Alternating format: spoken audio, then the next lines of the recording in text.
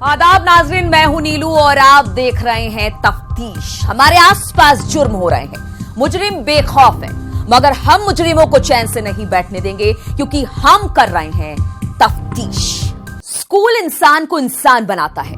School के teacher का काम मुस्तकबिल को रोशन करना है, लेकिन अगर इल्म की रोशनी फैलाने वाले ही अंधेरों के सौदागर हो जाए तो मुल्क का मुस्तकबिल दर्द से करा उठता है। ये तफ्तीश भी हमारे समाज के ऐसे ही दरिंदे टीचरों की है जो इल्म के मंदिर को नापाक करने का काम कर रहे थे। गुरु दक्षिणा में किस वो मेरे साथ गलत हरकत करने लगते, गले लगाते थे, किस करते थे, होठों पे, गालों पे।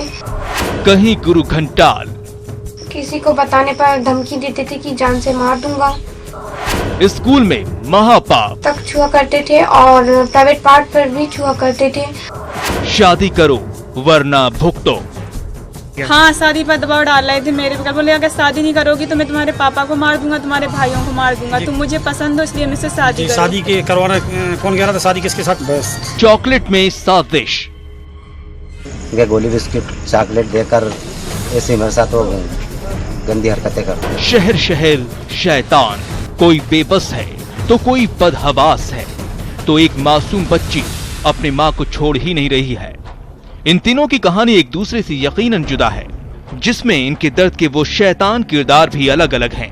लेकिन कुछ ऐसा है जो एमपी के इन तीनों शहरों की तीनों लड़कियों को जोड़ता है, क्योंकि इनका जख्म एक जैसा है। जी हाँ, शहर शहर ऐसे शैतान घूम रहे हैं जहाँ कहीं स्कूल में महापाप किया गया है, तो कहीं शादी के नाम पर किसी का अपहरण किया गया है, तो कहीं फिर से एक शैतान अंकल ने अपना टारगेट मासूम बच्ची को बनाया है। तो आइए उन शैतानों में सबसे पहली सूरत दिखाते हैं हम सिवनी की, जहां इस टीचर पर ऐसे इल्जामात लगे हैं कि आप भी सोच में पड़ जाएंगे। ये टीचर है या वहशी? आखिर स्कूल में ये कौन सा पाठ पढ़ा रहा है? पहले इस टीचर की करतूत सुन लीजिए। स्कूल में महापाप। शासकीय माध्यमिक कन्या शाला स्कूल में पढ़ती थी, तो वहाँ मेरे साथ जो शिक्षक थे मेरे साथ दुष्कर्म करते थे, गलत हरकतें करते थे। उनकी जो हरकतें थे वो बदलती जाती थी। वो मुझे पिछले साल 8वीं से करते आ रहे हैं ये सब। सिवनी के केवलारी में कलयुगी शिक्षक द्वारा अपनी ही छात्रा के साथ छेड़खानी करने का मामला सामने आया था। टीचर रसूखदार था, जिससे राजनीतिक दबाव के चलते इस गुरु घंटाल की गिरफ्तारी नहीं हो पा रही थी, जिसमें सिवनी पुलिस की चारों तरफ किरकिरी हो रही थी। फिर दबाव बढ़ता देख आरोपी पुलिस को आरोपी शिक्षक को गिरफ्तार ही करना पड़ा। आरोपी टीचर बाल गोविंद पाठक को राजनीतिक दबाव के कारण गंभीर मामले में केवल 41 का नोटिस देकर मुचलके में छोड़ देने के बाद केवलारी पुलिस पर उंगली उठना शुरू हो गई थी। वहीं पुलिस की कार्रवाई से बच निकलने के बाद आरोपी शिक्षक न्यायालय में जमानत याचिका लगाकर छूटने की फिराक में था। दरअसल शासकीय कन्या माध्यमिक शाला केवलारी में पदस्थ सरकारी टीचर बाल गोविंद पाठक के ऊपर उसके ही स्कूल की नाबालिग 13 साल की छात्रा ने 1 साल तक अश्लील हरकतें और छेड़खानी करने का संगीन इल्जाम लगाया है। वो मेरे साथ गलत हरकत करने लगते, गले लगाते थे, किस करते थे, होठों पे, गालों पे तक छुआ करते थे और प्राइवेट पार्ट पर भी छुआ करते थे। और किसी को बताने पर धमकी देते थे कि जान से मार दूंगा। शिक्षक की इस प्रताड़ना से तंग आकर बच्ची ने स्कूल तक छोड़ दिया, लेकिन शिक्षक नहीं माना और बच्ची को परेशान करता रहा। माननीय न्यायालय ने मामले की गंभीरता को देखते हुए आरोपी शिक्षक की जमानत याचिका खारिज करते हुए जेल भेज दिया है। हरकतें उनकी चलती रही और मम्मी की गैर हाजिरी में वो मेरे घर भी आए 2 बार और फिर से वही हरकतें की। इसी कारण दूसरे स्कूल बदल दी। 23 जनवरी 2005 उसकी डेट ऑफ बर्थ है। उसके मुताबिक उसकी उम्र जो है वो उस गणित करके 13.5 साल हो रही है, तो वो 18 साल से नीचे है। इसलिए लैंगिक अपराधों से बालकों का संरक्षण अधिनियम 2012 के तहत भी इसके अंदर में धाराएं जोड़ी गई हैं FIR के अंदर में, और इसी के आधार पर ही हमने ये आपत्ति आवेदन पत्र प्रस्तुत किया था कि वो चूंकि नाबालिग बच्ची है। अब सिवनी से निकलकर टीकमगढ़ चलते हैं। यहाँ इस लड़की के साथ जो हुआ वो बेहद चौंकाने वाला है, जो अपने परिवार के साथ पुलिस और अस्पताल के चक्कर काट रही है, जिसने बेहद गंभीर इल्जाम लगाए हैं। जी हाँ, टीकमगढ़ के बलदेवगढ़ थाने में ये परिवार अपनी बेटी की फरियाद लेकर आया है। बुंदेलखंड के क्षेत्र टीकमगढ़ जिले में नाबालिग लड़कियों के अपहरण और उनके साथ दुष्कर्म की घटनाएं तेजी से बढ़ती जा रही है। टीकमगढ़ के मजना गांव में 27 तारीख को 3 आरोपियों ने इस नाबालिग लड़की का अपहरण किया और आरोप है कि उसने दूसरे शहर में ले जाकर बंधक बनाकर रखा और उससे कहा गया शादी करो वरना भुगतो। हाँ, शादी पर दबाव डाल रहे थे मेरे पे। बोले अगर शादी नहीं करोगी तो मैं तुम्हारे पापा को मार दूंगा, तुम्हारे भाइयों को मार दूंगा, तुम मुझे पसंद हो इसलिए मुझसे शादी करो। शादी के करवाना कौन कह रहा था? शादी किसके साथ? बस इस्माइल अली खान। तो पुलिस ने कोई कार्रवाई की अभी? हाँ सर, की है। हाँ। युवती के मुताबिक वो जैसे तैसे उन शैतानों के चंगुल से छूटकर आई थी। इस मामले में पुलिस ने 2 आरोपी को गिरफ्तार कर लिया है। मामले की तफ्तीश जारी है। उसका नाम है कादर खान, इस्माइल अली खान और नारायण अहरवाल। ये लोग मुझे ले गए टीकमगढ़ में, टीकमगढ़ पटला गांव। इन लोगों ने मुझे कमरे पे 3 दिन रखा। 2 लड़के चले गए, कादर खान और नारायण अहरवाल। इस्माइल अली रह गया। उसने मेरे साथ छेड़छाड़ी की और मैं वहाँ से, वो मुझसे शादी करना चाहता था तो मैं वहाँ से 3:30 बजे रात में निकल गई। अब टीकमगढ़ के बाद हम आपको लिए चलते हैं आगर मालवा के थाने में। इसी थाने में एक ऐसी फरियाद आई है जिसे सुन खुद पुलिस वाले भी दंग हैं। इसी थाने में एक माँ अपनी बेटी को सहला रही है, उसे पुचकार रही है, उस पर प्यार लुटा रही है, जो जैसे कह रही हो बेटी डरने की बात नहीं। जी हाँ, महज 6 साल की उम्र है इसकी, जिसे उस शैतान अंकल के कारण थाने की दहलीज पर आना पड़ा, जहां आरोप है कि उस शैतान अंकल ने रची चॉकलेट में साजिश। जहां इल्जाम है कि 2 महीने से एक 40 साल का अंकल इस मासूम बच्ची के साथ चॉकलेट बिस्कुट का लालच देकर अश्लील हरकतें करता रहा था। वो तो गनीमत थी किसी ने उस शैतान अंकल की हरकतों को देख लिया, तब जाकर उस पापी के पाप का खुलासा हुआ। उसके साथ अश्लील हरकतें करी, उसके साथ छेड़छाड़ करी और लगभग 2 महीने से उसके साथ ऐसी घटना कर रहा है। चश्मदीद साक्षी है, उसने उस पूरी घटना को देखा और बच्चे के माँ बाप को जाके उसने पूरी घटना बताई। हम फिर से यही 3 तस्वीरें आपको दिखा रहे हैं, इन 3 लड़कियों की जो अब सवाल बन गई है, जो इस सिस्टम से और इस सभ्य समाज से पूछ रही है, क्या मैं स्कूल में महफूज नहीं हूँ? जो पूछ रही है, क्या मैं अपने शहर में महफूज नहीं हूँ? जहाँ ये बच्ची पूछ रही है, मैं तो बहुत छोटी हूँ, किस पर भरोसा करूँ, ये भी नहीं जानती। क्या ऐसी ही है ये दुनिया? क्या किसी के पास इन सवालों का जवाब है क्या? आखिर शहर शहर घूम रहे उन शैतानों का अंत कब होगा? तफ्तीश के लिए सिवनी से अजहर, टीकमगढ़ से राजीव और आगर मालवा से रजनीश सेठी के साथ ब्यूरो रिपोर्ट, न्यूज़ 18। हमारा समाज तंत्र मंत्र के जाल में बुरी तरह से जकड़ चुका है। तो हम परस्ती हमारी जिंदगी को हद दर्जा मुतासिर कर रही है। आलम यह है कि हम जिंदा और मुर्दा में भी फर्क नहीं कर पा रहे हैं। यहां भी इस लड़के ने ऐसा ही किया है। वो अपनी मरी हुई मां को सिर्फ वहम की बुनियाद पर पूरे 6 महीने तक अपने घर में रखे रहा। उसका दावा था कि उसकी मां जिंदा है। वो अपनी मां से बातें करता है, वो अपनी मां की हर ख्वाहिश पूरी करता है। क्या वो सच कह रहा है? जानने के लिए देखिए हमारी ये तफ्तीश। वो नया जन्म लेकर आएगी। ये ताज्जुब की बात है कि इतने महीनों से वो बॉडी पड़ी हुई थी, फिर भी लोग जो नियमित दिनचर्या से काम कर रहे थे, आस पड़ोस वालों को पता नहीं चला। उसे जिंदा होना ही होगा। 6 महीने की मिस्ट्री, बिस्तर पर कैद कंकाल, कब मिलेगा मोक्ष? ताबूत, शमशान घाट, वो जगह जब मौत के बाद अंतिम संस्कार होने के बाद ही मरने वाले को मोक्ष मिलता है। पूरे विधि विधान से उसे इस दुनिया से रुखसत किया जाता है। जी हां, जीवन का यही कड़वा सच है, जिसका जन्म हुआ है उसे मरना ही होगा। लेकिन आज हम आपको हिंदुस्तान के नक्शे पर छत्तीसगढ़ के सूरजपुर के विश्राम नगर थाना इलाके में लिए चलते हैं। इस गांव में पिछले 6 महीने से एक बेहद अजीबोगरीब बात हो रही है, लेकिन अब तक उस राज का पता किसी को भी नहीं है। लेकिन आज खुद पुलिस वाले और गांव वाले उस राज को जानने के लिए बेताब हैं। हम कुछ कहें उससे पहले आप जरा ये सुन लीजिए। आपको नहीं मालूम था कि मर गई है? तो कोई दही की नहीं, कायल ले आई नया जन्म लेके। अच्छा, नया जन्म लेके आएगी। तो सुना ना आपने, सब एक ही बात कह रहे हैं। हमने उसे 6 महीने से नहीं देखा है, वो कहां है ये कोई नहीं जानता।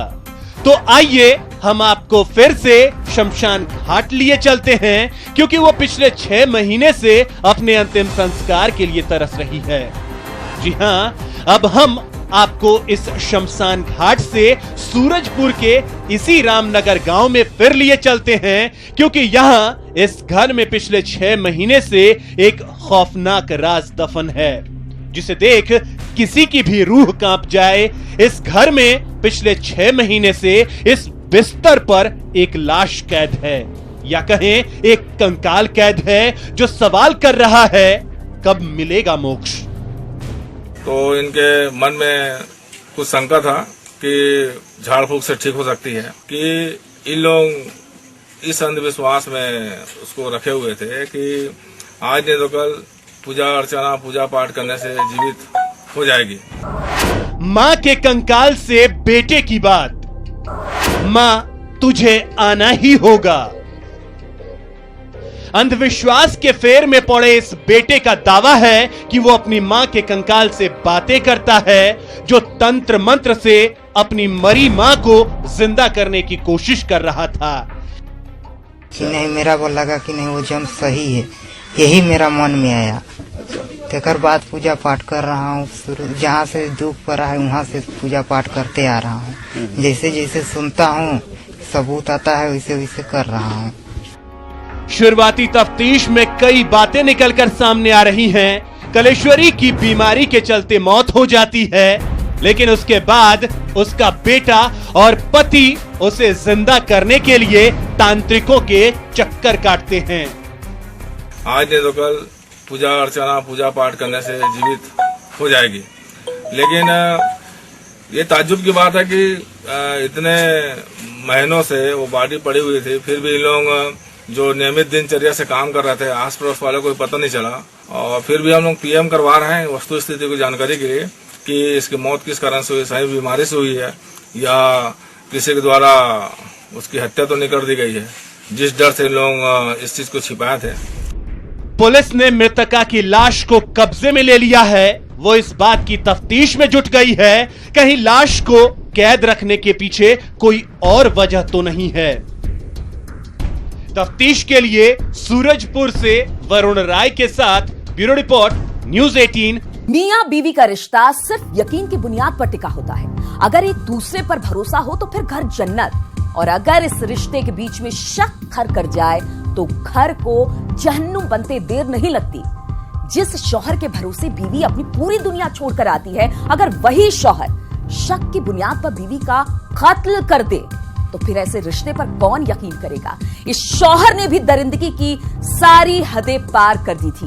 वो खुद पुलिस को फोन करता रहा, झूठी कहानी गढ़ता रहा, लेकिन अब वो कातिल शौहर खाकी की गिरफ्त में है। देखिए रिश्तों के खून की एक और तफ्तीश। वो मेरी मौत का जिम्मेदार है।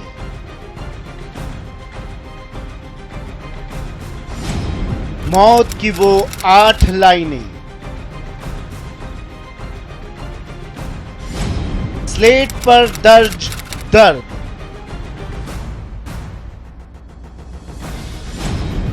एक तीर से 2 निशाने। सुसाइड नोट में भी उसका नाम का उल्लेख किया था और ये चाहा था कि उसको फंसा दे। स्लेट पर मौत का फरमान, स्लेट पर सुसाइड नोट।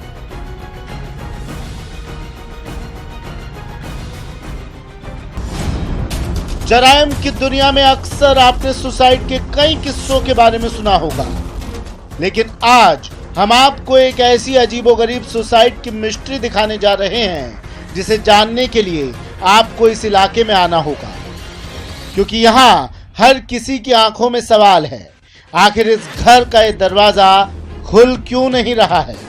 सबके जहन में एक ही सवाल कौन रहा है, आखिर इस घर में कौन सा राज दफन है। यकीनन इस राज के खुलासे के लिए पुलिस वाले भी क्राइम ऑफ सीन पर पहुंचे। फिर घर में जैसे ही पुलिस वाले दाखिल हुए, वो अंदर का खौफनाक नजारा देखकर हैरत में पड़ गए। कमरे के अंदर एक महिला की लाश पड़ी हुई है, लेकिन इस लाश के पास एक सुसाइड नोट भी पड़ा हुआ है। आप सोच रहे होंगे आखिर वो कागज के पन्ने कहां हैं, जिस पर मरने से पहले इस महिला ने अपनी मौत का राज लिखा था, अपना दर्द बयां किया था। तो यही है मौत का वो बेहद अजीबोगरीब तरीका, जहां मरने से पहले इस महिला ने एक सुसाइड नोट लिखा। सुसाइड नोट किसी कागज पर दर्ज नहीं है, बल्कि ये सुसाइड नोट लिखा गया है एक स्लेट पर, जिस पर चौक से लिखा गया है कौन इस महिला की मौत का जिम्मेदार है। आप खुद देखिए और सुनिए। 8 लाइनों में स्लेट पर लिखा वो सुसाइड नोट, लेकिन स्लेट की इस मिस्ट्री के कई राज आपके होश उड़ा देंगे। लेकिन सबसे पहले ये जान लीजिए आखिर ये मामला कहां का है। एमपी के बड़वानी के कोतवाली इलाके में इशरत नाम की महिला की लाश पुलिस को मिली थी। इशरत के पति शाहिद ने सुसाइड की जो कहानी पुलिस को बताई, जरा पहले शौहर की जबानी बीवी की मौत की कहानी सुन लीजिए। मैं उठा जब फांसी लगी हुई, मैंने करीबन 5:45 बजे। बच्चे कितने हैं? बच्चे 2 हैं सर। अभी तो कुछ नहीं, अभी तो हम अच्छे रह रहे हैं, फर्स्ट क्लास रह रहे हैं। तो उस पर हुसैन का नाम लिखा हुआ है।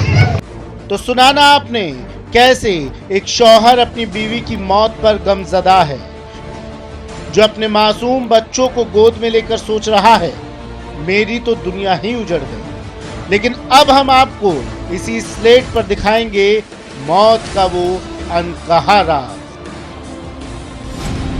मेरा कत्ल किया गया है, स्लेट पर गुनाह की इबारत। स्लेट ने खोला कातिल का राज। वहाँ की घटना स्थल को बारीकी से देखने पर, मुआयना करने पर ऐसा लग रहा था कि ये क्लियर सुसाइड का मामला नहीं है, इसमें कहीं ना कहीं कुछ गड़बड़ है। महिला चित लेटी अवस्था में मिली थी और उसके पति ने बताया था कि इसने दुपट्टे से अपने आप को फांसी लगा ली, पलंग की पट्टी से बांध करके, तो वो चीज़ थोड़ी सी ठीक नहीं लगी।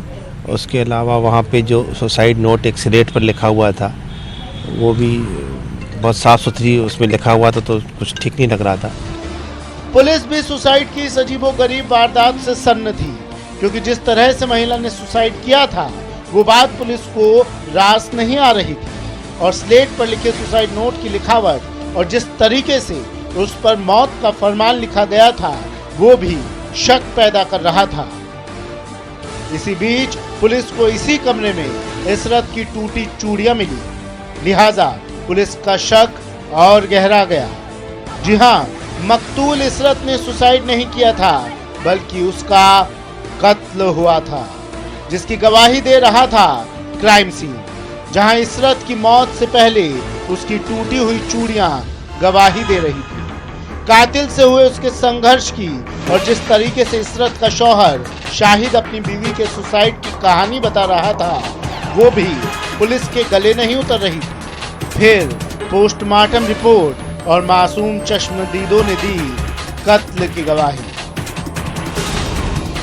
पापा ने मम्मी को मार डाला। तो उसके घर में संघर्ष के निशान भी थे, चूड़ियाँ उड़ियाँ भी टूटी हुई थी। तो कुल मिलाकर के शुरुआती मामला संदिग्ध था। पीएम रिपोर्ट में उसके दम घुटने से मौत आया और गले में कोई लिगेचर मार्क भी नहीं था। बच्ची ने यही बताया कि पापा ने ही मम्मी को मार डाला है। जी हाँ, इशरत के प्यारे बच्चे जो सहमे हुए बैठे हैं, उन्होंने खोला अपने पिता के गुनाह का वो राज, जिस कातिल ने पहले अपनी पत्नी को मौत के घाट उतारा और उसके बाद उसने स्लेट पर एक सुसाइड नोट लिखा जिससे वो एक तीर से दो निशाने लगा सके। लेकिन इसके वारदात के तरीके ने ही इसके चेहरे पर चढ़े शराफत के नकाब को नोच दिया। ने हाथ से ही स्लेट पर लिख दिया था। अब सवाल उठता है कि स्लेट पर इस कातिल शौहर शाहिद ने जिस शख्स को फंसाने की कोशिश की थी वो कौन है? तो इसे एक शौहर की सनक कहिए या फिर उसका शक, जो अपनी बीवी के चरित्र पर शक करता था और जिस पर उसे शक था उसने उसी शख्स को अपनी बीवी की मौत में फंसाने के लिए स्लेट पर रचा मौत का चक्रव्यूह। लेकिन कातिल अपनी ही चाल में खुद फंस गया। सुसाइड नोट में भी उसका नाम का उल्लेख किया था और ये चाहा था कि उसको फंसा दे। शक में अंधे हो चुके शौहर ने एक साथ कई जिंदगियों को तबाह कर दिया। इन मासूमों को मां के प्यार से महरूम कर दिया। ये शैतान शौहर तो सलाखों के पीछे चला गया, लेकिन अपने मासूम बच्चों को इसने दी सिसकियों की सलाखें। तफ्तीश के लिए बड़वानी से पंकज शुक्ला के साथ ब्यूरो रिपोर्ट, न्यूज़ 18। तो आज के लिए बस इतना ही, मगर हमारी तफ्तीश जारी है। अगले हफ्ते फिर हाजिर होंगे, क्योंकि ना जुर्म रुके हैं और ना ही रुकेगी हमारी तफ्तीश। जय हिंद।